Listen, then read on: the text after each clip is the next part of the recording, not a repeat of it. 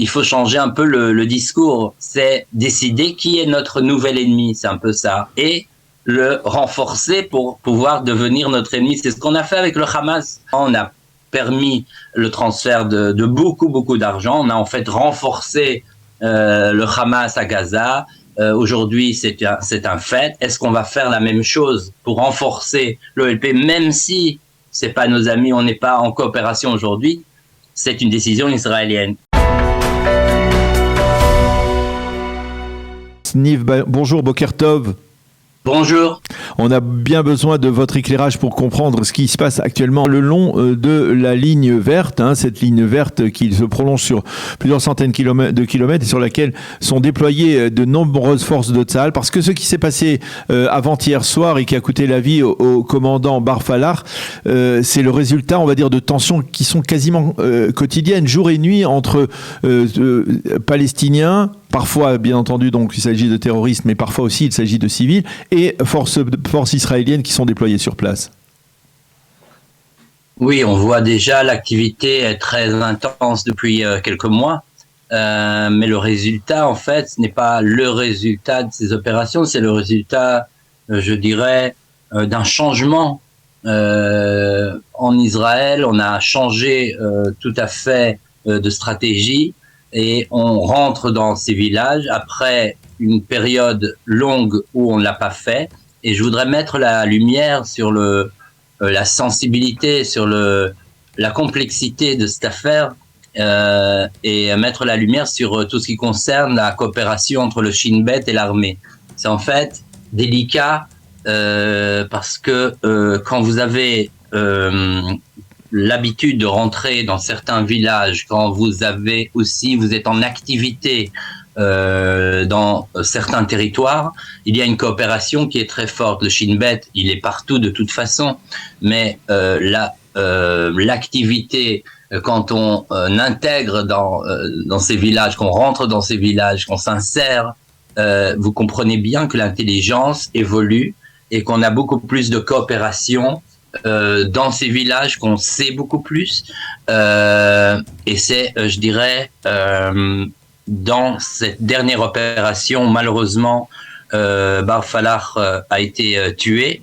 On a bien vu que l'armée n'a pas assez bien utilisé l'intelligence et que on aurait pu, malheureusement, aujourd'hui on le sait, on aurait pu éviter ce malheureux incident si cette coopération aurait été mieux, je dirais, entraînée, aurait été beaucoup mieux pratiquée dans le réel. Pourquoi la coopération sécuritaire entre Tsahal et les forces de sécurité palestiniennes s'est effritée au cours des derniers mois? Qu'est-ce qui l'a provoqué?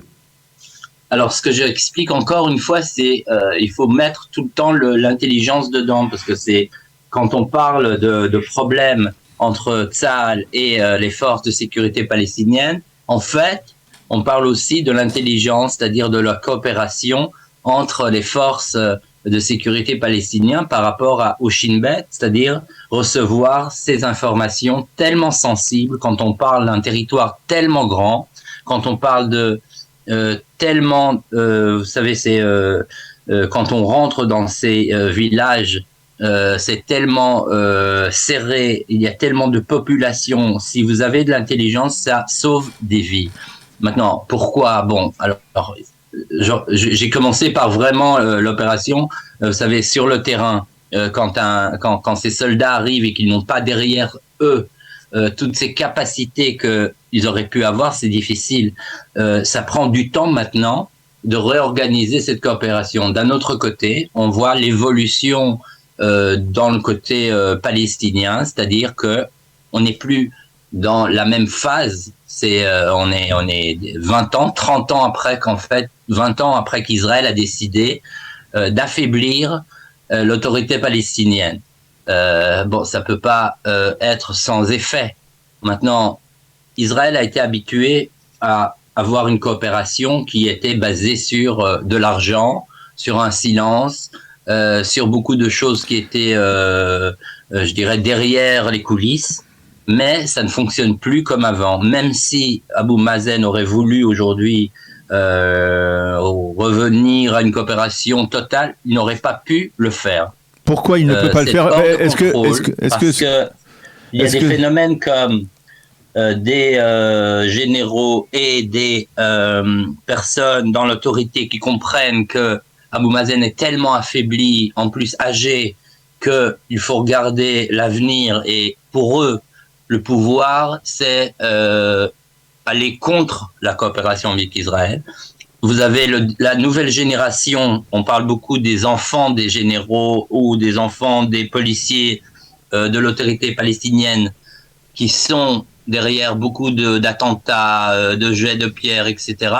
Oui, il y a une nouvelle génération dans l'autorité palestinienne qui regarde ses parents. Après 20 ans de coopération, ça n'a pas vraiment, à part recevoir un salaire de l'autorité, rien n'a bougé.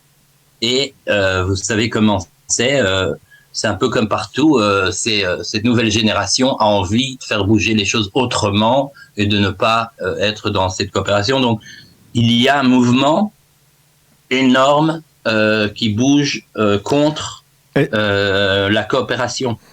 Est-ce que c'est un mouvement qui se dirige vers le Hamas? Est-ce que par exemple ces officiers, ces agents de la sécurité, comme un des deux terroristes qui a été éliminé avant-hier soir, vont vers le Hamas, ou alors ils restent à l'intérieur du Fatah, mais d'une certaine manière ils profitent de l'affaiblissement de Mahmoud Abbas? C'est vraiment une bonne question et importante, parce qu'Israël ici, c'est elle qui doit décider. Je dirais, eux auraient préféré ne pas rentrer dans le Hamas, parce que le Hamas, c'est une organisation très établie pour ces personnes qui sont des anciens ou des actuels à l'OLP. Ils n'auraient pas voulu le faire. Coopérer avec le Hamas, c'est rentrer dans un mouvement qui est presque ennemi, établi, non. Mais c'est Israël qui doit décider qui est son ennemi. C'est un peu bizarre de le dire. Avant, on a parlé de l'OLP comme il faut l'affaiblir. Je veux pas rentrer dans la politique, c'est très difficile de pas le faire, mais les intérêts israéliens, la politique, et c'est le droit d'un premier ministre de décider s'il veut aller vers des négociations avec un mouvement comme l'OLP, ça aurait été possible, à mon avis, mais avec des résultats difficiles. D'un autre côté, on a décidé d'avoir l'ennemi, le Hamas. Maintenant, je dis, il faut changer un peu le discours. C'est décider qui est notre nouvel ennemi, c'est un peu ça. Et le renforcer pour pouvoir devenir notre ennemi. C'est ce qu'on a fait avec le Hamas. Exactement. On a passé de l'argent, même si pas directement. On a permis le transfert de beaucoup d'argent. On a en fait renforcé le Hamas à Gaza. Aujourd'hui, c'est un fait. Est-ce qu'on va faire la même chose pour renforcer l'OLP, même si c'est pas nos amis, on n'est pas en coopération aujourd'hui? C'est une décision israélienne une décision israélienne. Vous savez qu'à la fin, c'est eux qui vont décider qui va contrôler l'OLP, etc. Mais c'est Israël qui aussi doit comprendre et décider qui elle veut renforcer.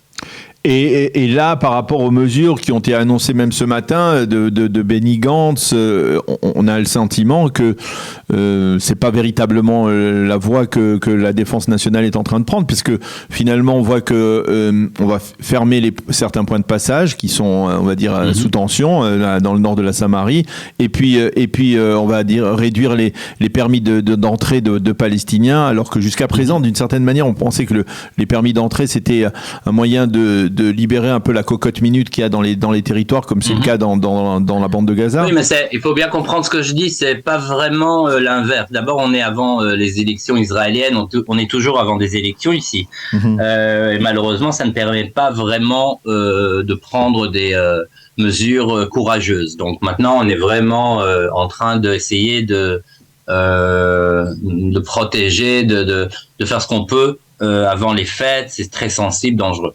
Deuxièmement, ce que je suis en train de dire, c'est un peu l'inverse. Ce n'est pas renforcer comme des partenaires et de transférer de l'argent, je dirais, et dire voilà, on est mais faire des choses derrière les coulisses, je dirais, qui renforceraient l'OLP comme l'ennemi d'Israël. Vous comprenez ce que je viens de dire?